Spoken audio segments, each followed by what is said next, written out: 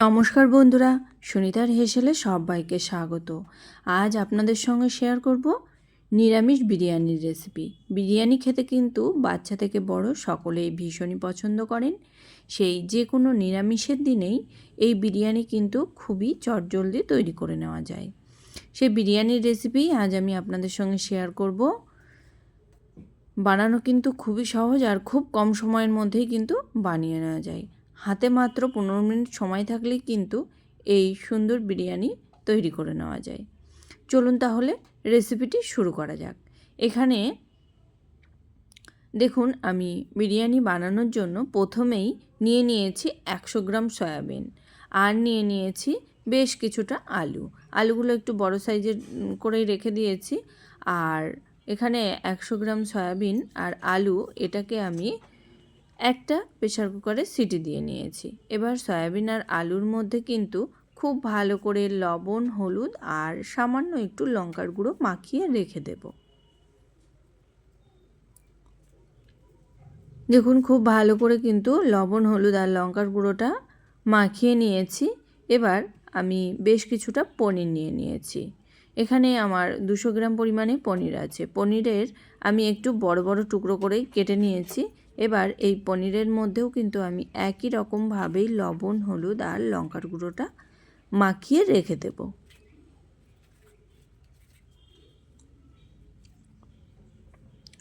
এবার আমি একটা মশলা তৈরি করে নেব। তার জন্য দেখুন, এখানে নিয়েছি 1 চামচ নিয়েছি পোস্ত, 1 চামচ নিয়েছি সাদা তিল আর নিয়েছি বেশ কিছুটা কাজু, নিয়েছি কয়েকটা কিশমিশ, 2টো কাঁচা লঙ্কা আর বেশ কিছুটা আদা আর একটু ক্যাপসিকাম নিয়েছি। সমস্ত কিছুর আমি একটা মিহি পেস্ট তৈরি করে নেব।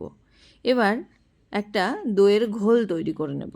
তার জন্য এখানে আমি 100 গ্রাম পরিমাণে টক দই নিয়েছি। তার মধ্যে দিয়ে দিয়েছি স্বাদ অনুযায়ী লবণ, দিয়ে দিয়েছি পরিমাণ মতো হলুদ গুঁড়ো, 1 চামচ দিয়েছি বিরিয়ানি মশলা আর দিয়েছি 1/2 চামচ গরম মশলার গুঁড়ো, দিয়ে দিয়েছি 1/2 চামচ লঙ্কার গুঁড়ো আর দিয়ে দেব যে মশলা আমি বেটে নিয়েছিলাম সেই মশলার ঘোল এখানে দিয়ে দিয়েছি।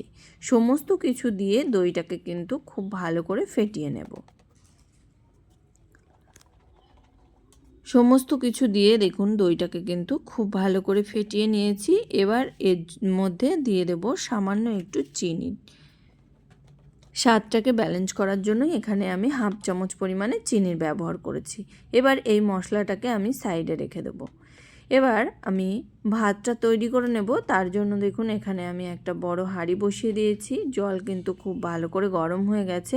তার মধ্যে দিয়ে দিয়েছি পরিমাণ মতো লবণ আর দিয়ে দেব 1/2 চামচ গোটা জিরে, দিয়ে দিয়েছি বেশ কিছুটা পরিমাণে গরম মশলা। সমস্ত কিছু কিন্তু খুব ভালো করে একটু মিশিয়ে নেব। এবার এর মধ্যে দিয়ে দেব 2টো তেজপাতা।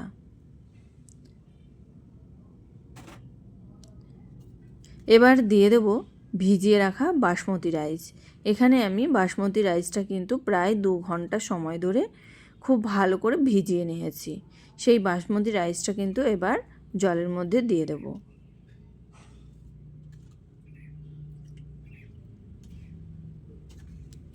সমস্ত চাল কিন্তু এখানে দিয়ে দিয়েছি। এবার খুব ভালো করে একটু মিশিয়ে নিয়ে চালটাকে খুব ভালো করে একটু ফুটিয়ে নেব।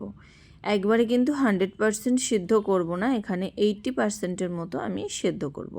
দেখুন, এখানে আমি 70% সেদ্ধ করে নিয়েছি। এবার আমি ভাতের ফ্যানটাকে ঝরিয়ে নেব। এর মধ্যে কিন্তু আরও 10% সেদ্ধ হয়ে যাবে। মোটামুটি আমাদের 80%-এর মতো ভাতটা কিন্তু সেদ্ধ করে নিতে হবে। এবার আমি গ্রেভিটা তৈরি করে নেব। তার জন্য কড়াইতে দিয়ে দিয়েছি 2 টেবিল চামচ পরিমাণে সর্ষের তেল আর দিয়েছি 1 টেবিল চামচ পরিমাণে ঘি। খুব ভালো করে মিশিয়ে নিয়ে প্রথমেই আমি পনিরের টুকরোগুলোকে একটু ভেজে নেব। হালকা লালচে কালার করে পনিরের টুকরোগুলোকে কিন্তু ভেজে নেব।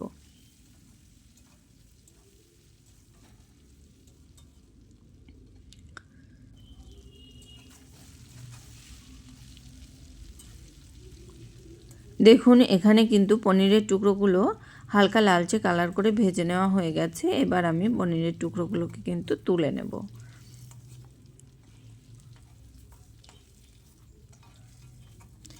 এবার ওই একই তেলের মধ্যেই আমি সামান্য একটু গোটা গরম মশলা ফোড়ন দিয়ে দেব। ফোড়ন দিয়েই এর মধ্যে আমি লবণ হলুদ মাখিয়ে রাখা আলুগুলোকে দিয়ে দেব, আর দিয়ে দেব সয়াবিনগুলোকেও কিন্তু এর মধ্যেই দিয়ে দেব। খুব ভালো করে একটু মিশিয়ে নেব। মিশিয়ে নিয়ে মানে মিনিট দুয়েক সময় ধরে একটু ভেজে নেব সয়াবিন আর আলুটাকে। দেখুন একটু মানে সয়াবিন আর আলুটাকে মিনিট দুয়েক সময় ধরে একটু ভেজে নিয়েছি। এবার এর মধ্যে দিয়ে দেব যে দইয়ের ঘোল আমরা তৈরি করে রেখেছিলাম, সেই দইয়ের ঘোল কিন্তু এখানে দিয়ে দিয়েছি, আর দিয়ে দিয়েছি সামান্য একটু বাটি ধোয়া জল। মশলাটাকে কিন্তু এবার খুব ভালো করে কষিয়ে নেব আলু সয়াবিনের সঙ্গে। আমি ঢাকা দিয়ে দিয়েই মশলাটা কিন্তু খুব ভালো করে একটু কষিয়ে নেব। দেখুন মশলা কিন্তু খুব ভালো করেই কষানো হয়ে গেছে। আর এবার এর মধ্যে দিয়ে দেব 1 থেকে 2 চামচ পরিমাণে দিয়ে দেব কেওড়া জল, আর দিয়ে দেব একটু গোলাপ জল। খুব ভালো করে কেওড়া জল আর গোলাপ জল দেওয়ার পরেও কিন্তু খুব সুন্দর করে মিশিয়ে নেব। মিশিয়ে নিয়ে আর একটু ফুটিয়ে নিলেই কিন্তু তৈরি হয়ে যাবে আমাদের মানে বিরিয়ানির গ্রেভিটা আমাদের তৈরি হয়ে যাবে। আমি এখানে পনিরটা কিন্তু গ্রেভির মধ্যে দিলাম না। এখানে বেশ কিছুটা পরিমাণে আমি কাঁচা লঙ্কা দিয়ে দিয়েছি। বিরিয়ানিতে কাঁচা লঙ্কা দিতে আমার বেশ ভালোই লাগে, ওই জন্য আমি এখানে বেশ কিছুটা পরিমাণে কাঁচা লঙ্কা দিয়ে দিয়েছি। খুব ভালো করে একটু ফুটিয়ে নেব। দেখুন তেল ছাড়তে শুরু করেছে। এবার কিন্তু আমি এটাকে নামিয়ে সাইডে রেখে দেব।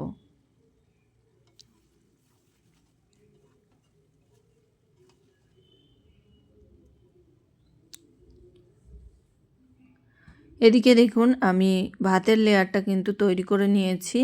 এবার এর মধ্যে আমি বেশ কিছুটা পরিমাণে ঘি দিয়ে দেব। এখানে আমি 2 টেবিল চামচ পরিমাণে ঘি দিয়ে দিয়েছি।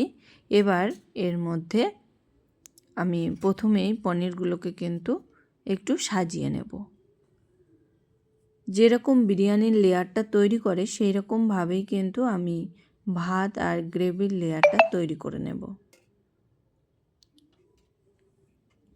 দেখুন এখানে বেশ কিছুটা পরিমাণে পনির দিয়ে দিয়েছি, আর দিয়ে দিয়েছি বেশ 4 থেকে 5টা মতো আলু দিয়েছি, আর দিয়েছি সয়াবিন আর গ্রেভি, দিয়ে দিয়েছি সামান্য একটু বিরিয়ানি মশলা। এবার এর উপর দিয়ে কিন্তু আমি আবারও রাইসটাকে দিয়ে দেব।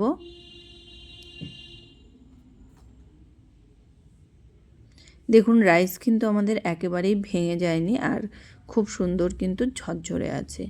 এবার রাইসটা দেওয়ার পরে কিন্তু আবারও এর উপর দিয়ে আমি পনির আলু আর সয়াবিনের গ্রেভিটাকে খুব সুন্দরভাবে কিন্তু আবারও একটা লেয়ার তৈরি করে নেব। এখানে আমি মোটমাট 2টো লেয়ার তৈরি করে নিয়েছি। আপনারা আপনাদের পছন্দ মতো লেয়ারটা কিন্তু তৈরি করে নেবেন। উপরে কিন্তু আমি আবারও রাইস দিয়ে কভার করে দেব।